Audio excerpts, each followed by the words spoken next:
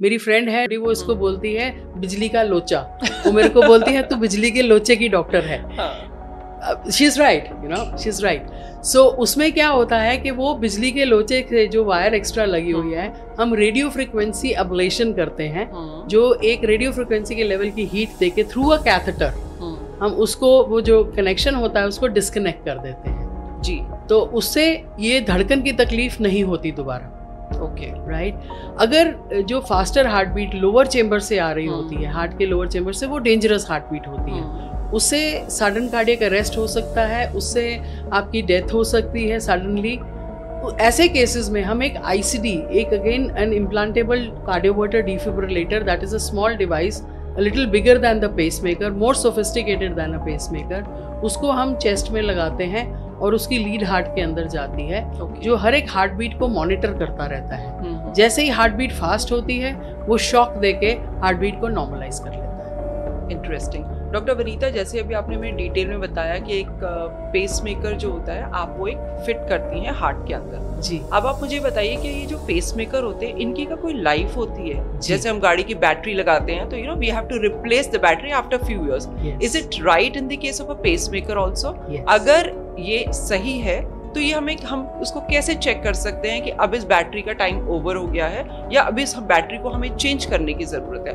And if it comes with the life, so what is the life of a pacemaker? So that's a very eminent question, जो हमारे viewers को समझना बहुत ज़रूरी है। Pacemaker एक बैटरी होती है। अब आप कहोगे कि जैसे फ़ोन की बैटरी होती है तो हम कॉर्ड लगा के चार्ज कर सकते हैं? नहीं, हम चार्ज नहीं कर सकते। अभी एज ऑफ टुडे ऐसे पेसमेकर अवेलेबल नहीं है जिनको हम चार्ज कर सकते हैं। हम पेसमेकर की बैटरी चेक कर सकते हैं, इसलिए every pacemaker patient is told कि हर 6 महीने पे उन्होंने आके अपना चेकअप कराना है, जिसको हम पेसमेकर प्रोग्रामिंग बोलते हैं। वी हैव अ प्रोग्रामर जिसकी स्क्रीन पे पूरा डिस्प्ले आ जाता है पेसमेकर का। एक मैग्नेटिक वॉन्ड होता है छोटा सा, वो हम पेसमेकर के ऊपर रखते हैं and it talks to us through that screen. हम स्क्रीन पे पूरा उसका देख सकते हैं कि डिस्प्ले देख सकते हैं। See, pacemaker is a computerised chip, एक सिम कार्ड है जो हमने डाल दिया, right. We need to know that it is following the orders correctly. Patient की रिक्वायरमेंट के अकॉर्डिंगली वो ऑर्डर्स करेक्टली फॉलो कर रहा है कि नहीं कर रहा, इसी को प्रोग्रामिंग बोलते हैं।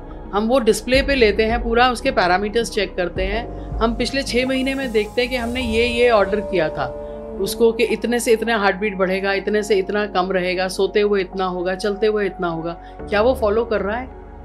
उसको पेसमेकर प्रोग्रामिंग बोलते हैं। And every pacemaker and device patient is advised कि हर 6 महीने पे आप आके अपनी पेसमेकर प्रोग्रामिंग करवाइए, क्योंकि उससे हमारे को बैटरी का पता रहता है, उसको पैरामीटर्स का पता रहता है। अब बैटरी जब चेक होती है, विद टाइम बैटरी का जो कंजम्पशन है वो कम होता चला जाता है, और उसके बाद एक लेवल आता है कि 6 महीने पहले हम बता सकते हैं पेशेंट को कि 6 मंथ्स में आपकी बैटरी चेंज होने वाली है। Battery has to be replaced.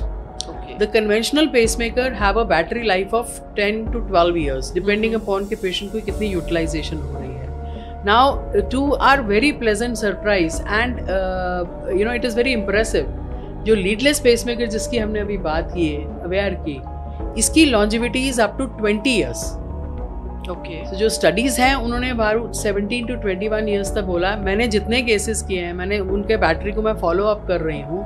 The battery life is coming up to 20 years, 20-21 years। इसका मतलब कि 20-21 साल तक आपको उसको चेंज करने की ज़रूरत ही नहीं है। सो लॉन्जिविटी बढ़ गई है।